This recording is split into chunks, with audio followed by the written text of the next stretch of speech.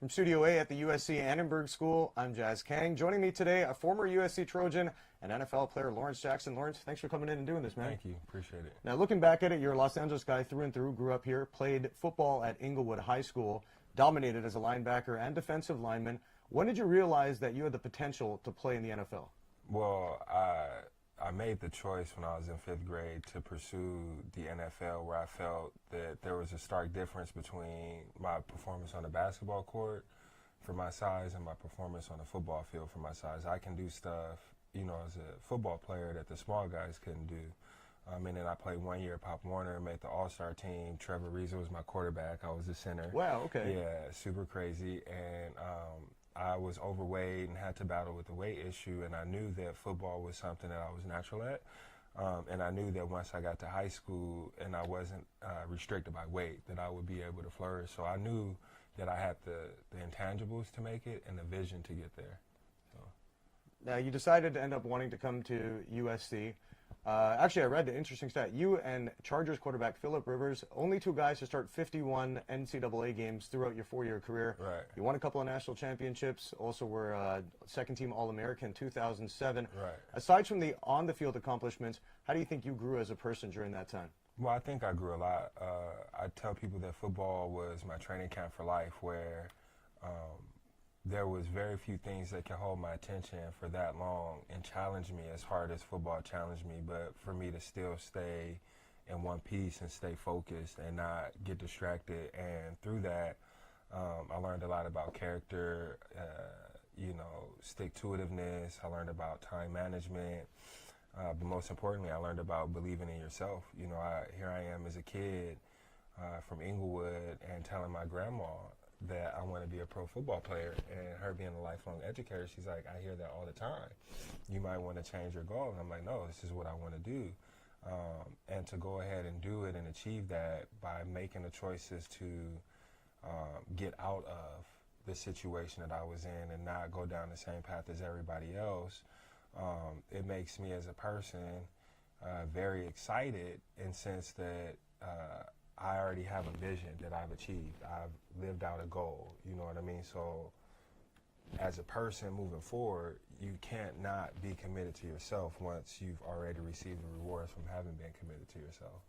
Now, you went to the NFL in 2008. You were first-round picked by the Seattle Seahawks, played there for a couple of years, moved over to the Detroit Lions, played 3 years there. You've been pretty open about not feeling fulfilled during your time in the NFL. What was that like for you as you started transitioning out of the game? It was difficult, going in, there's a divergence between the self and the athlete. And, when you're in sport, the athlete supersedes the self in a sense, because this is a person that you're displaying to the world, the coaches, all of this stuff. And so with the goals of, making it to the NFL, Hall of Fame, different things like that, my performance fell short of my standards, so when I talk to people, I'm like, yeah, I failed, you know what I mean? Like, I got to the NFL, but I failed because I wasn't a Hall of Famer, I didn't achieve my ultimate goal, but it goes back to it's not what you achieve, that matters. It's who you become in the process of that achievement that matters. And for me, I was injured coming into college. I had a ceiling placed on me, and as a person, in hindsight, I realized that my purpose wasn't to be a great athlete.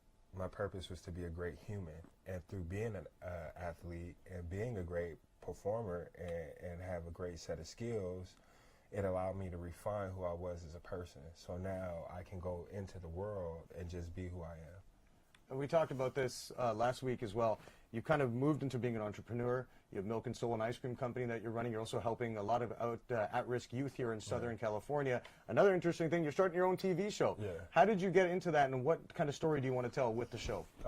So the entrepreneurship has always been something that I've been passionate about, but retiring from football, the goal was to commit my time to the community, because I was getting, vet minimum and, if you were doing per snap, I'm more valuable as a solid war on poverty soldier than I am as a backup defensive end doing 15, 20 plays a game, And so when I transitioned, it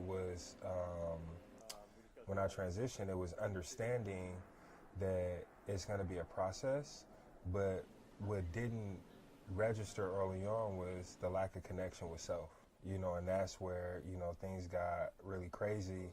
And I had a vision, and then I kind of had to rebound and refocus through that. And I went through the depression and the suicidal ideation and things like that.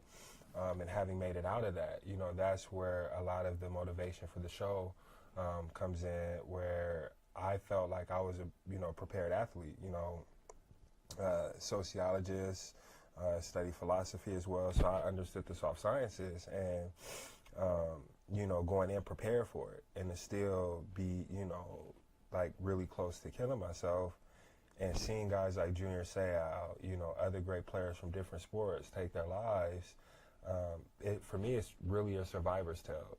I saw the end of the rope and I didn't let it go, and the pursuit of sports,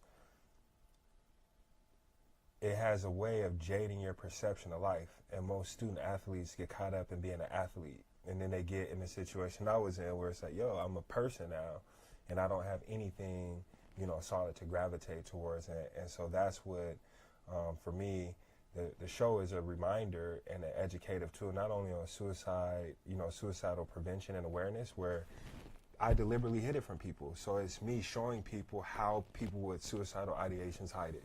It's showing young kids like, hey, yeah, I made it first round, but it didn't work out. Yeah, I have money, but all money isn't a lot of money. You know what I mean? So it's to bring the reality of, sport and transition to the screen in a way that's not like Ballers, where they highlight the highs of everything, and it can mislead kids to pursuing this, with an incomplete goal, so the major thing is goal setting, and not sacrificing yourself to attain a goal.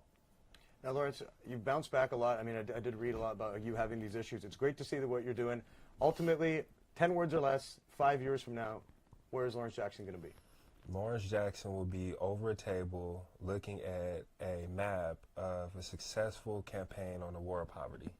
Perfect. Thanks a lot for coming in and doing this. I appreciate it. Yeah, for sure. From Studio A at USC Edinburgh School, I'm Jas Kang, and we'll see you next time.